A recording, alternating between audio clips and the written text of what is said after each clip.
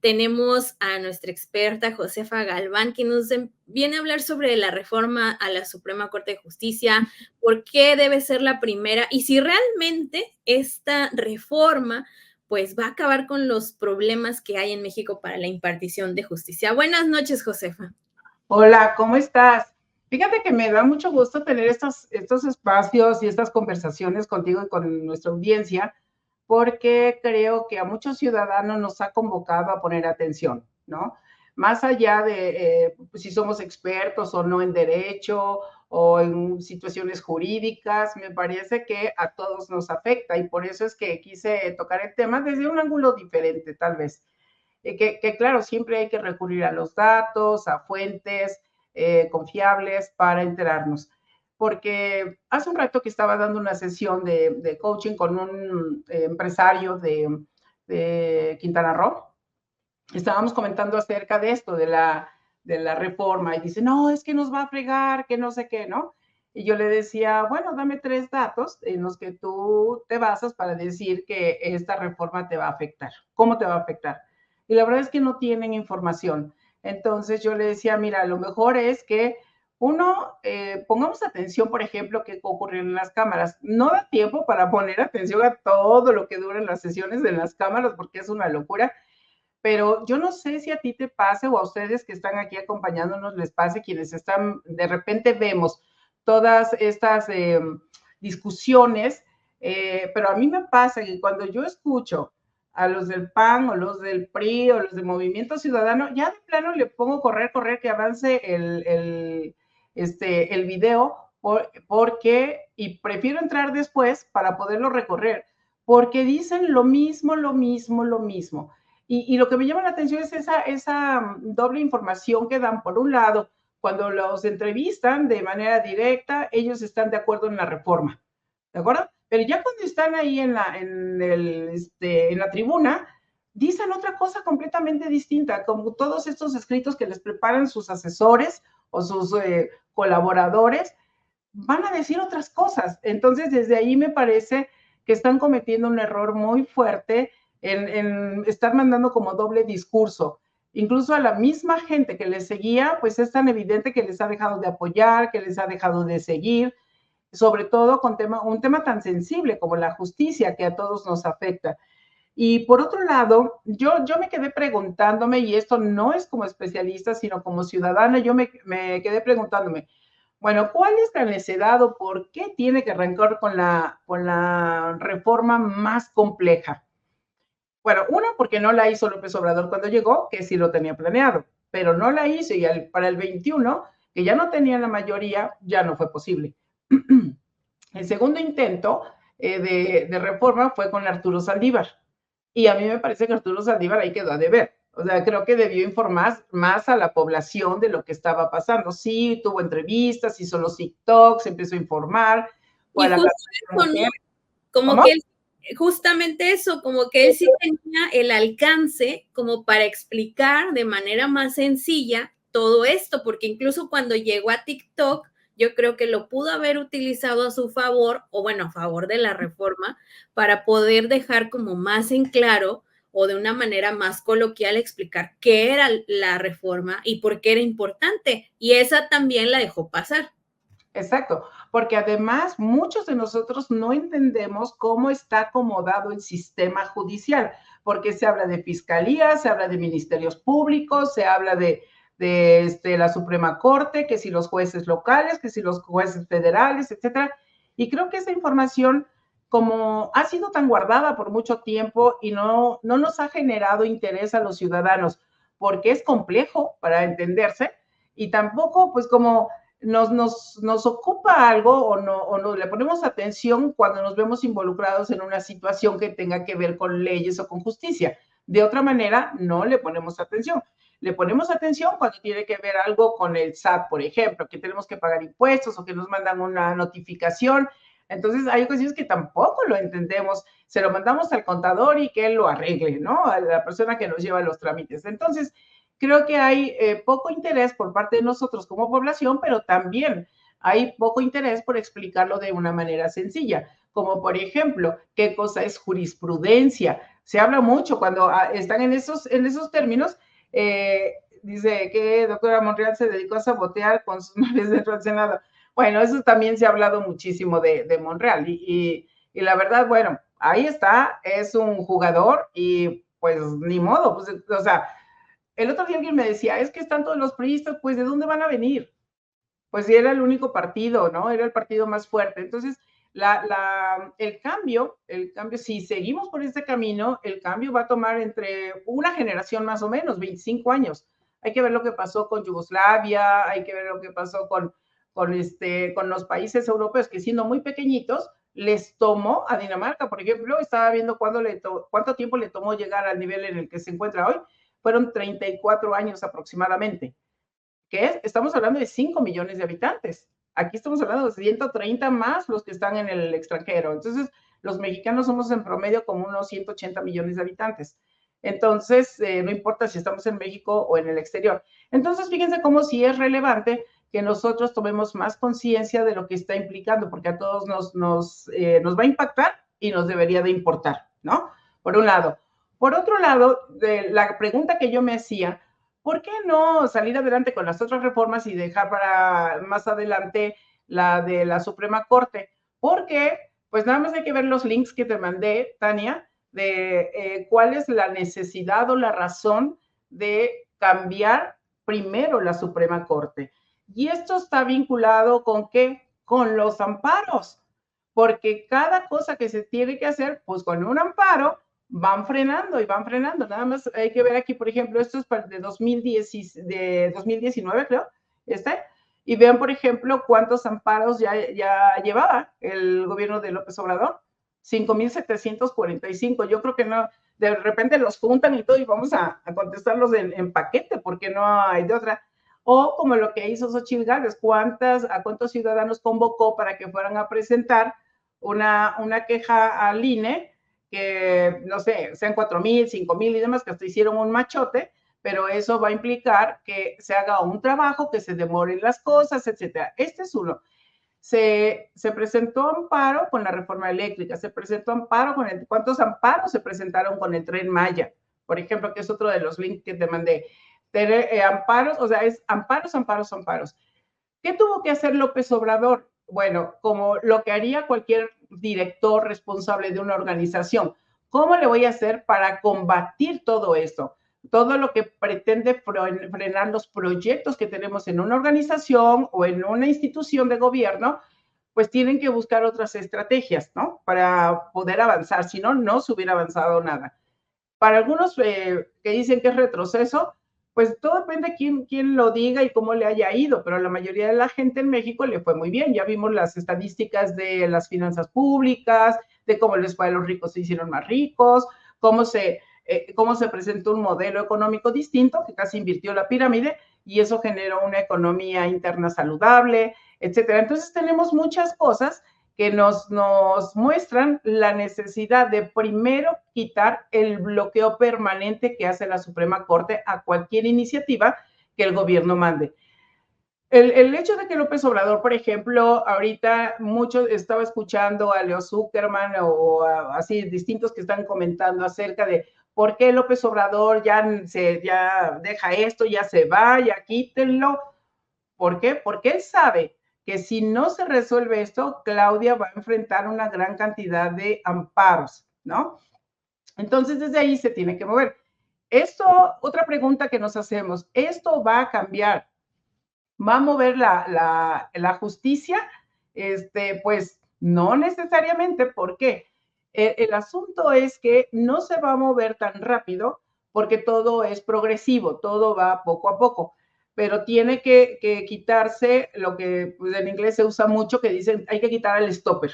No puede seguir batallando con eso porque si no, todo se va a retrasar.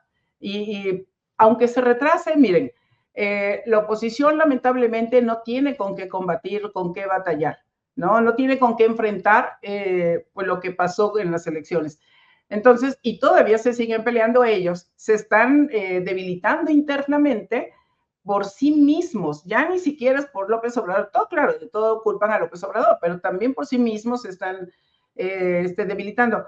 Cuando yo escucho que todo López Obrador, creo que no es que lo defienda, pero creo que los que tendríamos que voltear a ver es a los de la oposición, esa tarea que no hicieron, esa tarea, o sea, ¿cómo van a combatir a este movimiento si el PAN tiene 300,000? Te lo comentábamos la vez pasada, tiene 300,000 militantes y el PRI tiene 1,500,000, o sea, no tienen con qué hacer frente, y menos con esos líderes que tienen hoy, y menos con el tipo de cambio de presidencia del PAN que están haciendo, que otra vez están en la misma. Entonces, ¿qué sucede? Esas fuerzas se van a reacomodar. También escuchaba que alguien decía, el nuevo partido va a salir de Morena. Y sí, cuando los partidos son muy grandes, cuando las organizaciones son muy grandes, hasta a nivel empresarial tenemos que fragmentarlas. Para eso se hacen familias, ¿no? De tal manera que todo sea más manejable. Entonces, tiene que pasar, y yo creo que hoy sale, no, mañana, ¿no? A más tardar, porque mañana se van con las, ¿cómo se llaman? Hoy la aprueban en lo general y mañana en lo particular. No, de hecho, dijo que la sesión va a ser hasta que termine lo general y lo particular, dijo Monreal. Sí, vamos a de corrida, de una vez, para no hacer sufrir tanto a los muchachos que andan ahí manifestándose. Exactamente. Para que ya se cierre. Ok, yo creo que eso también está bien, porque son soluciones de tajo, ya para qué alargar la agonía, ¿no? De todas estas personas, porque también es lamentable que cómo usan a los jóvenes, a diferencia de los jóvenes de las universidades públicas, que ellos se organizaron, ellos hicieron, recordarás que hicieron una votación, si era por Xochitl, por Maynes o por Claudia, son los mismos que se movilizaron en esa ocasión. Y ahorita algo que no han considerado es que muchos jóvenes tienen sus canales de política, de YouTube o de TikTok. ¿Y por qué los tienen? Porque la política deja mucho dinero, hasta en los YouTubers y en todos, ¿no? Cuando tienes un buen número de seguidores y no te están bloqueando tu canal, los ingresos se les da muy bien. Entonces, es un negocio, es un modo de vida, la política da para mucho. Y yo creo que es por eso tiene que ir primero esta para que después se puedan ir con la de las fiscalías. Recordaremos que lo que pasó con este hombre del fiscal el fiscal de Guanajuato, el fiscal de Morelos, eso me impresionó, eso sí me llamó la atención. ¿Con qué velocidad la Suprema Corte sacó amparos? Creo que fueron 4 amparos, ¿no? Que ya nos llevaban para afuera de la cárcel y otra vez el amparo y otra vez el amparo, así. Y entonces... Y salía, ponía un pie afuera y llegaba la siguiente orden de aprehensión. Ajá. O sea, eso fue de verdad como para Ripley, porque de alguna manera decía, bueno, pues a qué hora, o sea, ¿qué va a pasar? Y recordarás también la otra fiscal no sé si era una fiscal de Veracruz, que también había pasado lo mismo, ¿no? Entonces, claro que sí, las fiscalías tienen que modificarse, pero no se van a poder modificar si no se modifica la Suprema Corte, que es en este momento el único pilar de gobierno que es capaz de frenar las iniciativas de Congreso. Ahora, como tiene la mayoría en este momento, pues, ¿y quién dio la mayoría? Pues todos los votantes que votaron por Morena dieron la mayoría, así que tienen la tarjeta abierta, la llave lista para hacer ya por fin el cambio de la Suprema Corte. Ahora, ¿se lo merecen? Por supuesto que sí, sí se lo merecen. A eso creo que nadie lo niega, aunque hablan que si no, que si la justicia, amor, no sé qué. No, sí se lo merecen porque ya hemos visto demasiados casos. No nos han entregado una cifra de aviadores, pero hay muchos. Yo, por lo menos hace mucho tiempo, conocí a 2 personas que trabajaron conmigo. Bueno, una que trabajaba conmigo y toda su familia, todos estaban en la Suprema Corte. Yo creo que ahorita ya están hasta pensionados. Trabajaban en la Suprema Corte de Justicia y ninguno, o sea, no trabajaban, estaban dados de alta en la Suprema Corte de Justicia, cobraban cada quincena y nunca fueron a trabajar. ¿Por qué? Por ser familiares de una ministra y que tenía toda la familia, tenía a un hijo médico, que hay otra dentista, ¿no? Que están dando a conocer de uno de los ministros. ¿Sí has visto, no, Tania? Sí, no, incluso hace tiempo que se dieron a conocer las listas, ¿no? De todos los privilegios que tenían al interior de la Suprema Corte, es que de verdad era una cosa espantosa. Toda la gente que tienen de ayuda de ponencias, por ejemplo, es un equipo gigante de personas haciendo algo que Entonces uno dice, bueno, si les ayudan a redactar todo eso, yo estoy de acuerdo, ¿no? Que les ayuden a redactar y demás. Pero entonces, ¿qué termina haciendo el ministro? Irse a sentar al pleno en una sesión de 2, 3 horas y ese es su trabajo y por eso le pagan y además los pensionan de manera vitalicia, una cosa bastante interesante. Y por ejemplo, llama la atención que justamente en este momento, cuando va a empezar cuando está ya la discusión, Olga Sánchez Cordero, quien fue ministra de la Corte, dice que está hospitalizada porque tuvo un problema hace tiempo, tuvo una operación a corazón abierto y demás, y que pues se va hospitalizada, ¿no? Y recordemos que ella en ocasiones anteriores se ha abstenido de votar en cosas que van contra la Corte, y eso también, este perfil de Olga Sánchez Cordero, la verdad es que llama la atención muchísimo en este contexto. Sí, por ejemplo, veía yo que Zaragoza Ibarra nos dice que cualquier hijo de vecina puede ser juez, el narco va a financiar las campañas. En realidad no va a haber campañas como tal. También esa es otra cosa que se ha interpretado de manera errónea, porque no va a haber campañas. Y dice, no, es que no son buenos oradores, no va a haber campañas. Son diferentes, es diferente la forma y yo creo que aquí el INE va a apoyar mucho en la manera en que se va a estructurar todo el proceso. Son expertos en hacer elecciones, ¿no? Y también ha habido bastante discusión. Yo veía hace poco un post en Facebook de una página que hace como, de hecho se llama así como te hacemos la política fácil o algo por el estilo. Y entonces había mucha gente que, si ustedes leían los comentarios, era de que tenían totalmente distorsionada la idea de lo que estaba pasando con la reforma. Y era muy, muy interesante porque había gente incluso que decía que las campañas de los aspirantes a jueces iban a ser financiadas por los sistemas de afores que retiraron, que incluso una parte de los programas sociales se iban a usar para eso. O sea, unas cosas que de veras yo decía, pero es que ¿cuál fue el dictamen que leyeron? Porque yo nunca leí eso, porque incluso se maneja que en el proceso en el que ellos van a poder pues dar a conocer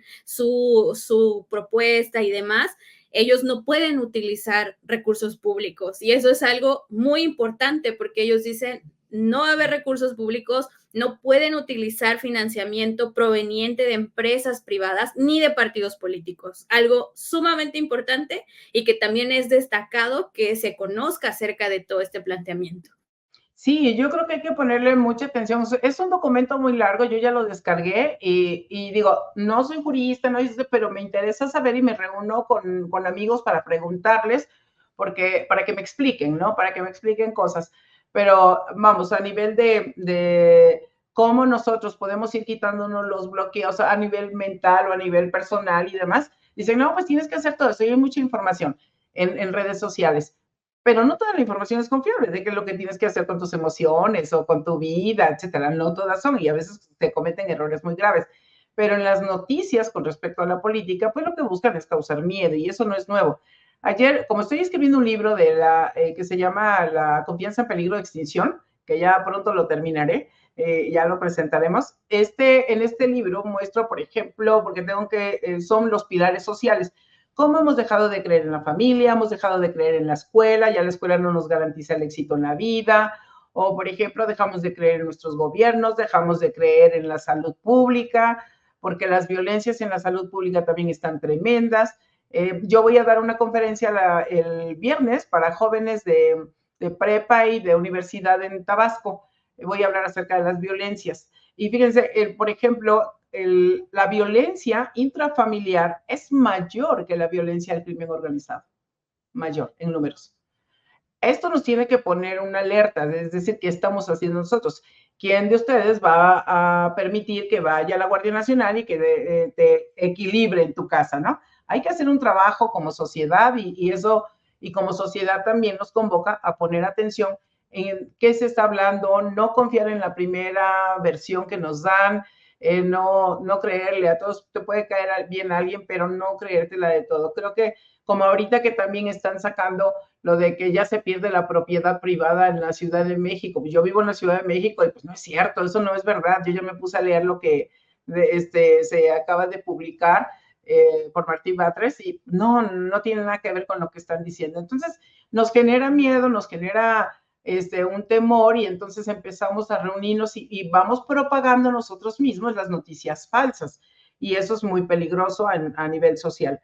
Y bueno, un poco el tema que poníamos, mi querida Tania, que tiene que ver cómo entra López Obrador siendo un tsunami y se va con un triple tsunami, ¿no? Porque esta reforma que está causando mucho, y no esta, las 17 o 19 o 20 reformas que mandó, se van a aprobar.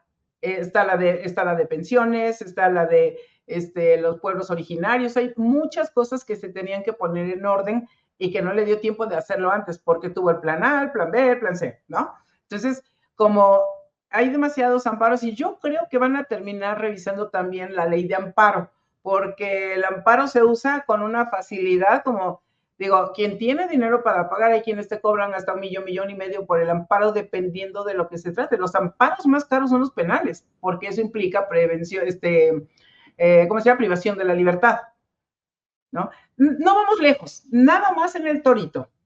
Cuando toman a un joven, a una persona que con aliento alcohólico, etcétera, se los llevan al Torito. Y ahí se supone, bueno, sí les dan un curso, les dan de desayunar, etcétera. Les diría yo que la dinámica interna del Torito está bastante decente. Pero ¿qué creen que pasa? Ahí está un conjunto de abogados para decirte que el amparo cuesta 4,000 pesos promedio. Pero ya porque casi porque estamos de oferta, ya para que te vayas, güey, te lo dejo en 2,000. Es más, hasta te llevamos a tu casa. Eso es mucha corrupción también en el Torito que se tiene que revisar, ¿no? Entonces, cuando dicen, no, ¿quiénes son aquellos abogados que van a llegar? Yo creo que hay mucho abogado decente que puede ser juez, ministro y demás, porque otros están súper experimentados porque han batallado mucho justo con los jueces y con los ministros llevando sus propios casos. Entonces, que hay entrenamiento de vida cotidiana, de vida profesional, sí la hay. Que va a haber gente nueva, sí. Que muchos de los que están ahí en la Suprema Corte se van a quedar, yo estoy segura que sí. ¿Cuáles son los ministros y magistrados que conocemos? Los más famosos, pero no conocemos a muchos. Y seguramente muchos no pasarán la prueba y muchos pasarán y no eran los mejores, pero poco a poco los sistemas se van limpiando. Esa limpieza no va a ocurrir de la noche a la mañana, no porque hoy o mañana se apruebe, ya con eso llega la paz y la justicia a México. No, todavía falta un largo camino por recorrer y pues la mayoría que esperamos con la renuncia de Gertz Manero, ¿verdad? Para que esto pueda avanzar, porque si seguimos con eso, pues ¿a qué hora? Exactamente, yo creo que de la mano, ¿no? De esta salida de algunos jueces que va a ocurrir inevitablemente por cómo está diseñada la reforma, también tendrían que revisarse por ahí organismos autónomos como los ministerios públicos, como las fiscalías. Tenemos también otros organismos alternos como la Fiscalía Anticorrupción, que a veces tiene más corrupción que la propia fiscalía, ¿no? Entonces, todos estos organismos también deberían de tener un saneamiento y empezando por la FGR, que vemos que pareciera que tiene una campaña contra la justicia justamente cuando ellos tendrían que ser los primeros interesados en claro. procurar esto para la población. Y espérate que viene la del agua. Exacto, también. Porque yo me acuerdo, yo estuve casada con un ingeniero que él trabajó en el drenaje profundo cuando se hizo. Entonces, digo, tuve la oportunidad de conocer porque fui a una lumbrera, que una lumbrera estaba en la colonia Guerrero. Una lumbrera es un lugar donde uno se mete y ves por dentro todo el drenaje, lo pude conocer. Hoy no se puede conocer porque está todo lleno de aguas negras y todo eso, ¿no? Pero eso les estoy hablando de hace casi, ¿qué será? Como 40 años, cuando se hizo el drenaje profundo. Fue una gran obra, por supuesto que sí, pero se dejó de dar mantenimiento, se abandonó mucho y bueno, pues eso se tiene que arreglar también porque vemos el efecto que tiene en Chalco y de lo que yo me acuerdo de esto es que, por ejemplo, mucho del vaso receptor del lago de Texcoco tiene mucho sentido tanto para el drenaje profundo como para el sistema de aguas de la Ciudad de México. Y estaba muy grave el panorama si se continuaba con con la parte del aeropuerto de la Ciudad de México, aunque a mucha gente no le gustó la decisión, pero hay otras cosas que no son las que vemos de manera inmediata en la iniciativa o de lo que se está hablando, sino sistémicamente todo lo que implica. Por eso ahora lo que pretenden hacer, y que ojalá que lo hagan bien, ¿verdad? Para beneficio de todos, es cómo se van a unir la Ciudad de México, Hidalgo, Estado de México, Morelos, y no me acuerdo, Puebla, para hacer todo un sistema, un proyecto de agua y de todo esto. Entonces, creo, vienen cambios interesantes y los cambios, pues hay que verlos con buenos ojos, hasta cierto punto, sin confiar totalmente, pero son necesarios. El mundo está cambiando, estamos cambiando mucho y creo que necesitamos simplemente poner atención, no propagar noticias falsas, mejor informarnos,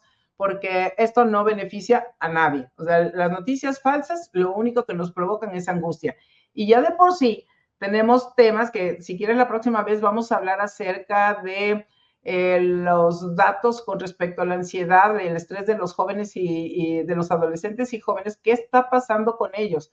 Eso es otro gran tema que se está enfrentando de suicidio. ¿De acuerdo? Sí, exactamente, es un muy buen tema para abordar en este espacio. Bueno, pues muchísimas gracias por darnos también una luz por ahí en estos temas que de pronto suelen ser, bueno, aquí los tratamos de la manera más informativa que podemos porque también, ¿no? O sea, no, tenemos que abordar como toda la óptica y además tenemos unos seguidores que son pero muy perspicaces y son muy intuitivos a todo. Ajá, entonces, pues la verdad es que también es una buena opinión, un buen punto de vista para ellos. Muchísimas gracias por acompañarnos hoy. La próxima semana, pues ya quedó el tema para Y vamos analizar. a hablar de eso, de la ansiedad y qué está pasando con los jóvenes y qué tienen que hacer los padres, porque justo ahorita estoy atendiendo a algunos adolescentes y la verdad no está nada fácil el asunto. ¿Sale? Está bien, Nos vamos vemos en la próxima.